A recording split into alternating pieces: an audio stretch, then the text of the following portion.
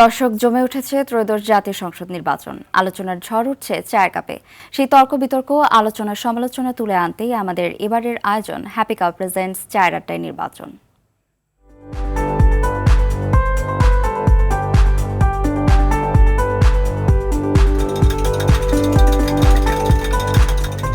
দর্শক, happy cup চায়ের আড্ডায় নির্বাচনে আমি আছি তন্ময় আহমেদ নয়ন আপনাদের সাথে।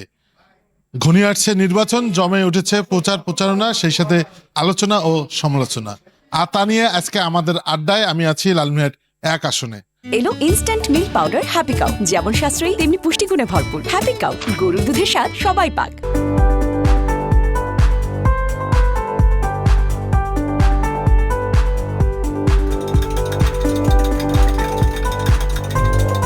একজন ব্যক্তিকে যদি এই মুহূর্তে বলি যে ভাই আমার সার বীজের সমস্যা, সারের বস্তা গভর্নমেন্টের একটা দিছে, আবার সেখানে যে দেখি সার নেই, আবার 500 টাকা বেশি দিলে সেখানে সার পাওয়া যাচ্ছে।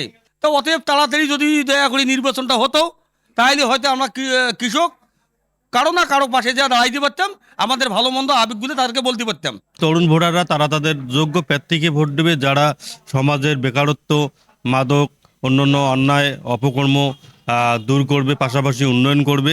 দেখা যাচ্ছে 40% ভোটারই হচ্ছে আমাদের তরুণ ভোটার।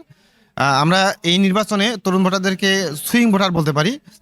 তরুণের উপর নির্ভর করে কিন্তু সরকার গঠনের একটা খুবই গুরুত্ব দেখা যাচ্ছে। আমাদের যে তরুণ ভোটারদের যে চাওয়াটা, সেটা হচ্ছে কর্মসংস্থানের সৃষ্টি করা। নতুন সরকার যারা আসবে তারা যদি কর্মসংস্থান সৃষ্টি করে, তাতে বৈষম্যহীন একটা বাংলাদেশে আমরা দেখতে পাই। নির্বাচন চলাকালীন সময় কিছু কিছু এলাকায় যারা ভোটার আছেন তারা ভোট দিতে গিয়ে দেখেছেন যে ভোট নাই।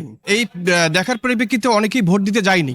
প্রশাসনিকভাবে এই বিষয়টি গুরুত্ব সহকারে পালন করবেন, যাতে করে মানুষ ভোট দিতে আগ্রহ প্রকাশ করেন এবং তারা যেতে পারেন। দর্শক, হ্যাপি কাপ চায়ের আড্ডায় নির্বাচন আজ এ পর্যন্তই। সকলেই ভালো থাকুন, সুস্থ থাকুন, আর নির্বাচনী সকল বার্তা পেতে RTVর সাথেই থাকুন।